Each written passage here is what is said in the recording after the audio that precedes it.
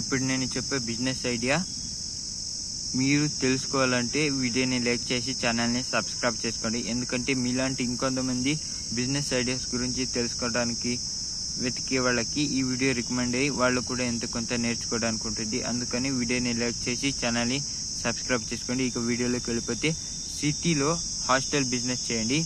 Investment వచ్చేసి 18 లక్షల వరకు పెట్టాలి.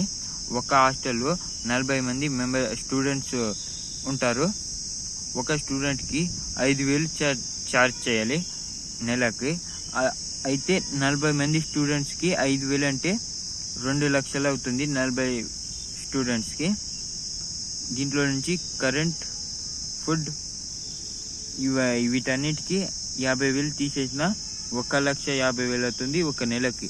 దీన్ని ఇయర్ కన్వర్ట్ చేస్తే 18 లక్షలు అవుతుంది ఒక సంవత్సరానికి. మీరు ఇక్కడ పెట్టిన ఇన్వెస్ట్మెంట్ మొత్తం ఒక సంవత్సరంలో వచ్చేస్తుంది. ఒక సంవత్సరం నుండి మళ్ళీ మీరు ప్రాఫిట్లోకి ఎంటర్ అవుతారు.